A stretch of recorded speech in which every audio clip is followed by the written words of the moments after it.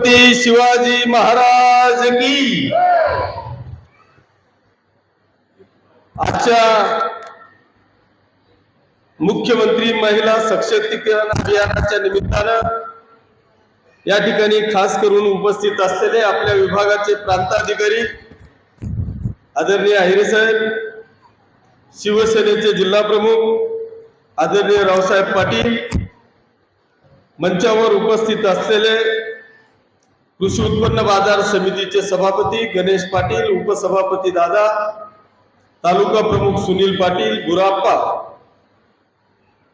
मंचावर उपस्थित असलेले ज्यांनी आपल्याला छत्रपती शिवाजी महाराजांचा दाखला देत एक सुंदर असं मार्गदर्शन आपल्याला केलं, ते आदरणीय प्रदीपजी देसले, मंचावर उपस्थित असलेल्या सर्व महिला भगिनी, पंचायत समिती, तहसील, नगरपालिकेचे सर्व सन्माननीय अधिकारी, सर्व लोकप्रतिनिधी, पदाधिकारी, समोर उपस्थित असलेले सर्व अंगणवाडीच्या सेविका, आशा वर्कर्स, महिला बचत गटाच्या सर्व आमच्या भगिनी, मोठ्या संख्येने उपस्थित असलेल्या सर्व माता भगिनी आणि बांधवांनो, मी पहिल्यांदा तुमच्या सगळ्यांच्या वतीने या राज्याचे मुख्यमंत्री आदरणीय एकनाथजी शिंदे साहेब, उपमुख्यमंत्री आदरणीय देवेंद्रजी फडणवीस साहेब, दुसरे उपमुख्यमंत्री आदरणीय अजितदादा पवार साहेब, त्यांच्यासह शिवसेना, भाजप, राष्ट्रवादी या महायुतीच्या सरकारचे तुमच्या सगळ्यांच्या वतीने, या पाचोरा भडगाव मतदारसंघाच्या वतीने मनापासून आभार मानतो, त्यांना धन्यवाद देतो। आता मी आपल्याला सगळ्यांना या निमित्तानं विनंती करतो की सगळे कॅमेरामॅन इकडे या। आपल्याला आज राज्य सरकारचा अभिनंदनाचा ठराव दोघी हात वर करून करायचा आहे, त्याच्यामुळे सगळ्या कॅमेरामॅननी इकडे यावं। तुम्हाला सगळ्यांना या निमित्तानं विनंती करतो, तुमच्यासह मंचाला विनंती करतो की आपण सगळ्यांनी दोघी हात वर करून आपल्या या एकनाथ शिंदे साहेब आणि त्यांच्या सरकारचा अभिनंदनाचा ठराव करायचा आहे। बोला छत्रपती शिवाजी महाराज की। घेतला का रे? एकदम सुंदर असं चित्र। मला असं वाटतं की महाराष्ट्रामध्ये पहिल्यांदा अभिनंदनाचा ठराव आमच्या माता भगिनींकडून होत असेल, त्याच्यामुळे निश्चितपणे या राज्याचे मुख्यमंत्री आणि युतीचे दोघेही मुख्यमंत्री आपल्या सगळ्यांना धन्यवाद देतील, यात माझ्या मनामध्ये कुठल्याही प्रकारची शंका नाही। अजूनही आमच्या माता भगिनी येत आहेत। पहिल्यांदा मी अभिनंदन आणि आभार याच्यासाठी आपल्या सगळ्यांचे मानले की ही एक देशामध्ये दुसरा आपला राज्य आहे की ज्यांनी महिला सक्षमीकरणाकरता मुख्यमंत्री महोदयांनी पाऊल उचललं। प्रदीप दादांनी सांगितलं की मध्य प्रदेशमध्ये पहिल्यांदा 1250 रुपये शिवराज सिंग साहेबांनी त्या ठिकाणी दिले आणि आज महाराष्ट्रामध्ये माननीय शिंदे साहेबांनी आज 1500 रुपये देण्याचं काम या ठिकाणी भगिनींनो आपल्या या मुख्यमंत्री महोदयांनी केलं। पण मला या 1500 रुपयाचं बरोबर पहिल्यांदा आपल्याला सांगायचंय की महिला सक्षमीकरण नुसते 1500 रुपये देऊन चालणार नाही, तर त्यांनी सुरुवात केली एसटी महामंडळापासून की आमच्या माता भगिनींना प्रत्येक बहिणीला 50% तिकिटामध्ये सूट दिली। आमच्या भगिनींचं तर भलं झालंच, ज्यांना कधी यात्रेला जायचं नव्हतं त्यांनी चारीधाम पण करायला सुरुवात केली, महाराष्ट्रातले सगळे तीर्थ केले, सगळ्या आमच्या विद्यार्थिनींना तिकीट मोफत दिली। तुमची तर मजा होतेच आहे, पण दुसऱ्या बाजूला डबघाईस गेलेलं एसटी महामंडळ आता वरती आलेलं आहे। सगळ्या ड्रायव्हर कंडक्टरांचे पण पगार आता वेळेवर होत आहे। नुसतं एवढंच नाही, त्याच्याबरोबर महिला बचत गटाचं फिरतं भांडवल मला वाटतं 15,000 रुपये होतं, ते फिरतं भांडवल आता 30,000वर नेलं. सगळ्या महिला बचत गटाच्या भगिनी आमच्या सक्षम होण्याचं काम त्या माध्यमातून होतंय. तिसरं काम मग त्या अंगणवाडी सेविका असतील, आशा वर्कर असतील, कोतवाल असतील, पोलीस पाटील असतील, 100% पगारी वाढवण्याचं काम, मानधन वाढवण्याचं काम भगिनींनो आपल्या या राज्याचे मुख्यमंत्री आदरणीय एकनाथजी शिंदे साहेबांनी केलं. मी इतक्या योजना महिला भगिनींसाठी आहेत, जर वाचायचं म्हटलं ना तर अजूनही म्हणजे जर तुम्ही पाहिलं तर प्रचंड प्रचंड योजना आमच्या माता भगिनींसाठी आहेत. मी आज आपल्याला अभिमानाने सांगेल की ज्या दिवसापासून मी आदरणीय एकनाथजी शिंदे साहेब मुख्यमंत्री झाले त्या दिवसापासून मी आपल्याला या निमित्तानं सांगेल, मी माझं स्वतःच कौतुक करणार नाही, पण साहेब आम्ही या महिला सक्षमीकरणाचा किंवा ह्या 1500 रुपयाचा निर्णय होण्याच्या आधी पाचोरा शहर, भडगाव शहर आणि या तालुक्यातले सातही जिल्हा परिषद गटामध्ये आम्ही महिलांचे मेळावे घेतले आणि या प्रत्येक भगिनीला मला वाटतं ई श्रम कार्डापासून तर आधार कार्डापर्यंत प्रत्येकाला त्या ठिकाणी आपलं कार्ड तयार करून, डिजिटल कार्ड तयार करून त्या सगळ्या माता भगिनींना दिलं. माझा हे सांगण्याचा उद्देश असा आहे की आपण आतापर्यंतची जी मर्यादा होती दवाखान्याची ती 2 लाखापर्यंत होती. आज तुम्हाला महाराष्ट्रामध्ये 5 लाख रुपयापर्यंत कुठलाही आजार असेल आणि तुम्ही ते कार्ड दाखवलं तर कुठल्याही हॉस्पिटलमध्ये तुम्हाला रुपया लागणार नाही, याची काळजी माननीय मुख्यमंत्री महोदयांनी या संपूर्ण महाराष्ट्रामध्ये घेतलेली आहे. नुसतं आमच्या भगिनींना सक्षम करण्याचं काम नाही, पण इथे असलेल्या अशा आमच्या अनेक भगिनी आहेत की त्यांना मुलं शिकलेले आहेत, तो ग्रॅज्युएट झालेला आहे, डिग्री झालेला आहे, पण नोकरी लागत नाही. नोकरी लागत नाही म्हणून त्याला छोकरी भेटत नाही. ह्या विवंचनेत आमच्या सगळ्या भगिनी आहेत आणि म्हणून यांची विवंचना संपवावी. तो जो दिशाहीन झालेला तरुण आहे त्याला कुठेतरी दिशा मिळावी म्हणून याच्यासाठी सुद्धा तुम्हाला 1500 रुपये दिले, पण तुमचा जो मुलगा आहे, तुमचा जो नातू आहे, तो दिशाहीन झालेला आहे, शिक्षण घेऊन घरी बसलेला आहे, त्या तरुणाला सुद्धा 10,000 रुपये महिना देण्याचा निर्णय आपल्या या राज्य सरकारने घेतलेला आहे. त्याला ज्या दिवशी 10,000 रुपये मिळतील त्या दिवशी त्याला नोकरी तर मिळेलच, पण त्याला छोकरीन तुम्हाला सुनबाई भेटणार आहे. एवढा मोठा क्रांतिकारी निर्णय मला वाटतं इतिहासामध्ये आजपर्यंत घेतलेला नाही. भविष्यात कोणाची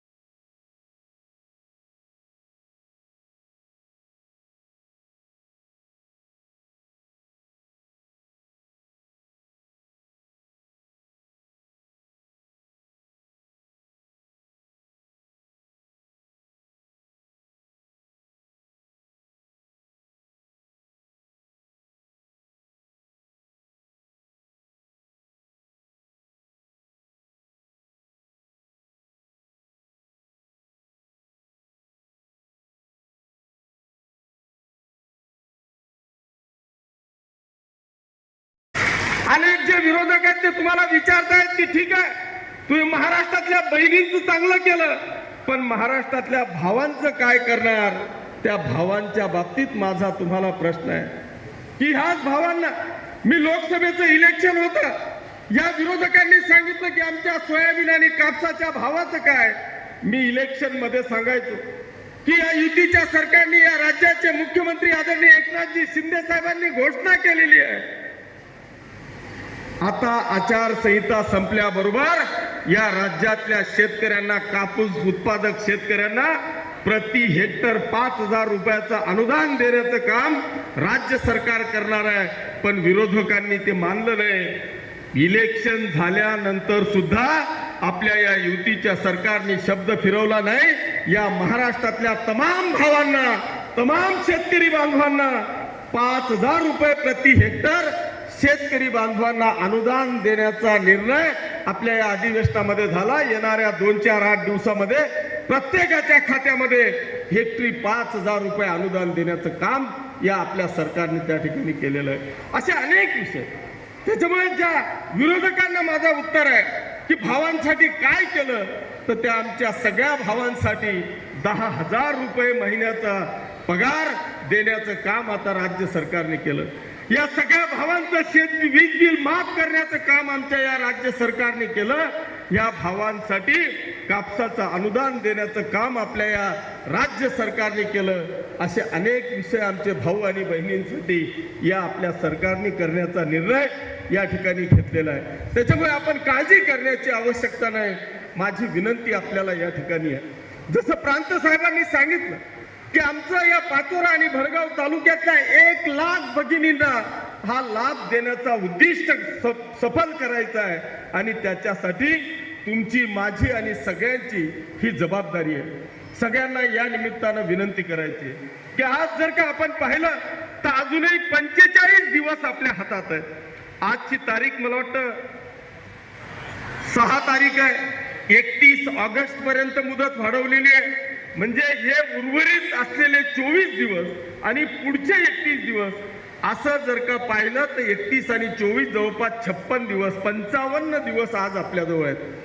दररोज जर का आपण 2000 सभासदांची, 2000 आमच्या भगिनींची नोंदणी केली तर 55 दिवसामध्ये 1,10,000 आमच्या भगिनींची नोंदणी होऊ शकते. त्याच्यामुळे तुम्ही काळजी करण्याची आवश्यकता नाही. इथं तहसील जवळ जा, 1000 महिलांच्या लाईनी त्या उन्हाळ्यात, पावसाळ्यात, हिवाळ्यात सगळ्या तिथं थांबताय. ऑगस्ट मध्ये जरी शेवटच्या तारखेला तुमचा फॉर्म भरला तरी जुलै महिन्यापासून तर ऑगस्ट महिन्याच्या 2 महिन्यांचा हप्ता हा तुमच्या अकाउंटवर आल्याशिवाय राहणार नाही. त्याच्यामुळे काळजी करण्याची आवश्यकता नाही. आता तुम्हाला सुटसुटीत करतोय, प्रशासनाला मर्यादा आहे. तहसील कार्यालयाजवळ आपण जर पाहिलं तर एवढी गर्दी आहे, तेवढी गर्दी आपण करण्याची आवश्यकता नाही. मी आज या पक्षाचा आमदार म्हणून, तुमचा सगळ्यांचा आमदार म्हणून या ठिकाणी घोषणा करतो की प्रशासनाच्या सगळ्या यंत्रणेच्या व्यतिरिक्त पाचोऱ्याचं आपलं कार्यालय, भडगावचं आपलं कार्यालय आणि पाचोरा भडगाव तालुक्यातले 7च्या 7 जिल्हा परिषद गटातले आपले कार्यालय सोमवारपासून चालू होतील आणि त्या प्रत्येक कार्यालयामध्ये तुमचे फॉर्म भरले जातील. असे 7 झडपी कार्यालय, आपले शिवसेनेचे कार्यालय आणि प्रशासनाचे सगळे ऑफिसेस, असा जर का सगळ्यांनी विचार केला आणि दररोज फक्त 2000 फॉर्म नोंदवले आणि ह्या 2000 मध्ये प्रत्येकाचा वाटा फक्त 200 फॉर्मचा जरी आला तरी 100% आपले 1.5 लाख जी काय संख्या आपली असेल, जे काय पात्र लाभार्थी असतील त्या सगळ्यांची त्या ठिकाणी व्यवस्था केली जाईल. त्याच्यामुळे अजिबात तिथं जा, एवढा वेळ उभा राहा, खोळंबत राहा, भुके तिसे राहा, ह्या सगळ्या गोष्टी न करता आपण व्यवस्थित शांततेने ह्या सगळ्या गोष्टी करायच्या आहेत. मला असं वाटतं की इथे लाभार्थींच्या बरोबरच आमच्या सगळ्या भगिनी एकदम जबाबदार या ठिकाणी आशा सेविका असतील, अंगणवाडी सेविका असतील. खरं म्हणजे तुमचं तर करावं तेवढं कौतुक थोडं आहे. आज जर का तुम्ही पाहिलं तर मला असं वाटतं की जेव्हा कोरोना सारखी महामारी आली, त्या कोरोनाच्या महामारीमध्ये चांगले लोक घरात होते आई वडिलांना सुद्धा मुलं ठेवायला जात नव्हते, इतकी भयावह परिस्थिती असताना आमच्या या सगळ्या भगिनींनी अतिशय सक्षमपणे त्या ठिकाणी काम केलं आणि अख्ख्या गावाची जबाबदारी तुम्ही स्वीकारली. माझं तुम्हाला आव्हान आहे, माझी तुम्हाला विनंती आहे, तुम्ही प्रत्येक गावाच्या प्रतिनिधी म्हणून या ठिकाणी आलेले आहेत. ह्या सगळ्या भगिनी तर सांगतीलच, पण तुम्ही सुद्धा जर का ह्या गोष्टी समजावून सांगण्याचा प्रयत्न केला तर मला वाटतं आपली एकही बहीण, आपली एकही ताई ह्या योजनेपासून वंचित राहणार नाही याची मला 100% खात्री आहे. आणि म्हणून एवढी एक जबाबदारी जर का आपण स्वीकारली तर कायमस्वरूपी आयुष्यभर तिच्या वयाच्या 21 वयापासून तर 65 वयापर्यंत, कारण आज मला असं वाटतं की सगळ्या अटी ह्या शिथिल करून टाकलेल्या आहेत. पहिले होतं 5 हेक्टर जमीन पाहिजे, ती अट शिथिल करून टाकली. उत्पन्नाचा दाखला पाहिजे, ती अट शिथिल करून टाकली. जन्माचा दाखला पाहिजे, ती अट शिथिल करून टाकली. तुमच्याकडे फक्त रेशन कार्ड पाहिजे, मग ते पिवळं असू द्या का केसरी कार्ड असू द्या, ते कार्ड जर का तुमच्याकडे असेल तर तुम्हाला कुठल्याही कागदपत्राची आवश्यकता नाही. इतकं सुटसुटीत काम आपल्या या राज्य सरकारने या ठिकाणी केलेलं आहे.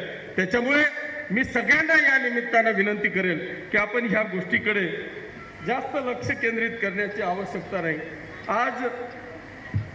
आज मी आपल्याला या निमित्तानं आणखी एक विषय या निमित्तानं सांगण्याचा प्रयत्न करणार आहे की आपण राज्याचे मुख्यमंत्री महोदयांनी मुख्यमंत्री रोजगार निर्मिती योजनेचा आज ही योजना चालू केलेली आहे. या मुख्यमंत्री रोजगार निर्मिती योजनेचे आपण 15 तारखेपर्यंत टार्गेट ठेवतोय. मग ते 200 येऊ द्या, 500 येऊ द्या, 1000 येऊ द्या का 2000 येऊ द्या, तरुण असतील, तरुणी असतील, आमच्या महिला भगिनी असतील, त्याच्यामध्ये जर का आपण फॉर्म भरला तर त्याच्यात 5 लाख रुपयापर्यंतचं कर्ज, वाहन 10 लाखापर्यंतचं वाहनासाठी कर्ज आणि त्याच्यामध्ये 35% सबसिडी, त्याचं अत्यल्प व्याज दरावर बँकेतून कर्ज काढून देण्यापर्यंतची सगळी जबाबदारी, कोणतंही मॉर्गेज देण्याची आवश्यकता नाही. मग त्याच्यात 200 असोत, 500 असोत, 1000 असोत का 5000 असोत, जे कोणी तरुण पुढे येतील आणि त्यांना मग फास्ट फूड व्यवसाय असेल, फळ भाजीपाला विक्री करण्याकरता व्यवसाय असेल, माल वाहतूक करण्याकरता असेल, आईस्क्रीम करता असेल, जाहिराती करता असेल, अशा कोणताही व्यवसाय त्याला जर का गाडीवर करायचा असेल तर ती सुद्धा योजना आपण आता येणाऱ्या 2 दिवसामध्ये सोमवारपासून हा विषय आपण चालू करतोय.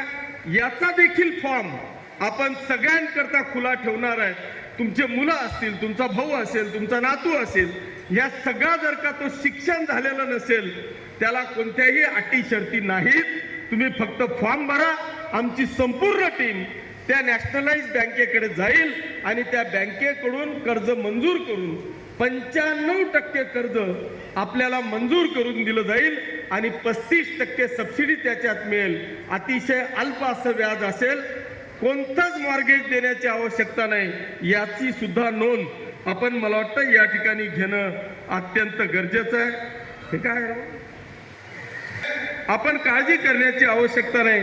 एक नाही तर असे अनेक विषय मी या सगळ्या भगिनींच्या वतीने माननीय मुख्यमंत्री महोदयांचे आभार मानत असतानाच मी त्यांचा एक शिपाई म्हणून, त्यांचा कार्यकर्ता म्हणून, त्यांचा आमदार म्हणून, तुमच्या सगळ्यांचा आमदार म्हणून मी सगळ्या भगिनींना या निमित्तानं विनंती करणार आहे की ज्या पद्धतीने माननीय मुख्यमंत्री महोदयांनी या राज्यामध्ये महिला सक्षमीकरणाचा निर्णय हातात घेतला आणि एक नेता अनेक निर्णय या ठिकाणी घेतले, पण याला आता जबाबदारी तुमची माझी सगळ्यांची आहे की हे सगळे निर्णय घेतलेले आहेत, हे सगळे निर्णय आम्हाला तळागाळापर्यंत कसे पोहोचवता येतील, प्रत्येक आमच्या भगिनीपर्यंत कसा पोहोचवता येईल, हा एक प्रयत्न आपल्याला सगळ्यांना करायचा आहे.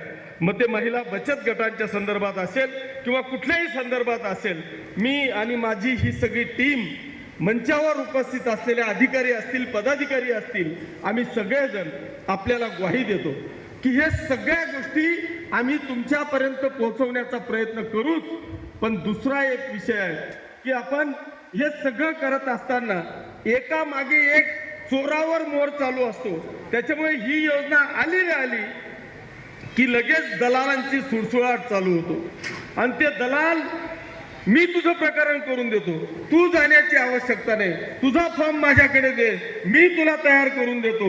मी सगळ्यांना या निमित्तानं या ठिकाणी सांगतोय की तुमची ही मुख्यमंत्री लाडकी बहीण योजनेमध्ये आमचा पदाधिकारी असू दे किंवा आमचा अधिकारी कर्मचारी असू दे, एकाने सुद्धा जर का तुमच्याजवळ 1 रुपया मागितला तर कंप्लेंट माझ्याकडे करा. त्याला वट्टीवर आणण्याची जबाबदारी ही किशोरप्पाची राहील. फक्त आपण फसू नका, आपल्या जवळच्यांना फसू देऊ नका. ही अत्यंत मुख्यमंत्री महोदयांची मनापासून निर्माण केलेली ही योजना आहे.